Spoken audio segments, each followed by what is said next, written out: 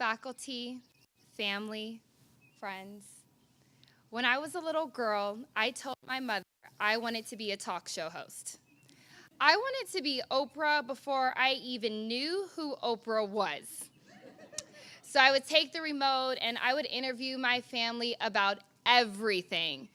And it sounds really adorable, but my family didn't think so. No, but but I had this unwavering belief in myself that didn't know of fear or didn't know of doubt.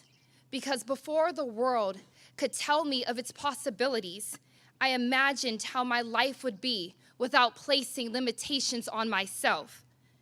See, sometimes when we say our dreams out loud, people will tell us to lower our voices, try to box in our potential in boxes that were never even big enough to hold us, to tell us to stop imagining a life that we cannot see in front of us, as if faith ever needed sight to believe in something, to tell us to stop being so childish.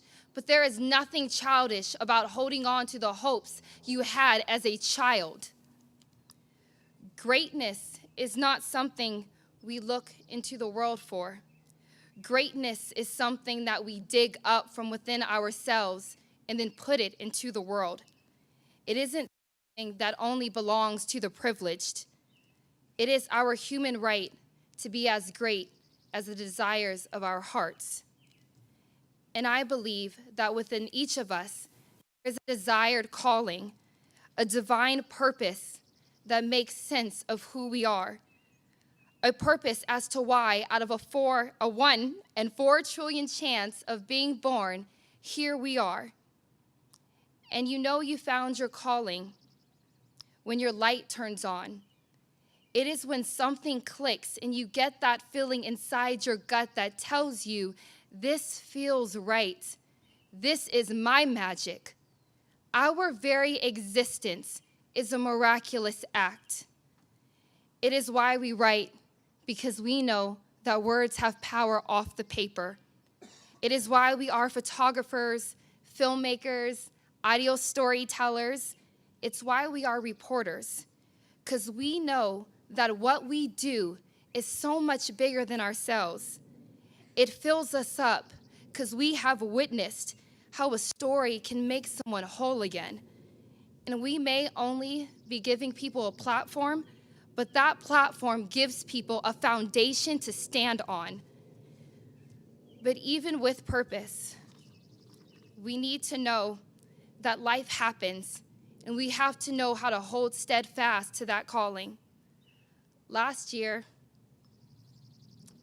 when my doctor told me I had cancer, I told him that I was afraid.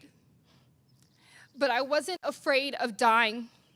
I wasn't afraid of the treatment. I wasn't afraid of the pain.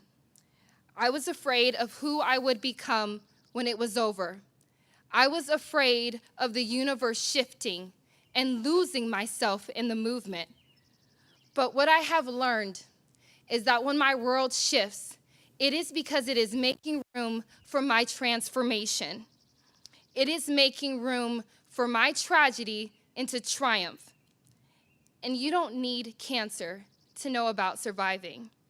It's about finding yourself in the tunnel and not knowing which way is out, but carrying on anyway, because you know that there is a light that is waiting for you at the end of that tunnel. And there is a time to shine. There is your time when you're going to shine. And sometimes that time is after the trial, because with immense pain comes immense joy. And there are moments that are waiting for you. So when you fail, when you go through tribulations, remember that everything you have experienced is preparing you for what you are supposed to be doing. Failure is inescapable, and thank goodness that it is. Because striving for your work or for yourself to be perfect is not only unattainable, but it will stop you from being the very best version of yourself. You will try to create an image of the person that you aren't and who you already are, is already a work of art. So we will go on to reach our highest potential. But remember that victory is internal. It is not this degree. It is not whatever awards we have won. It is the way we walk through life knowing that there is a plan for us. Your most profound victory is being who you were destined to be. So when you walk across this stage, just know that this is your mountain that you are climbing, and you are just now about to reach your peak. Thank you.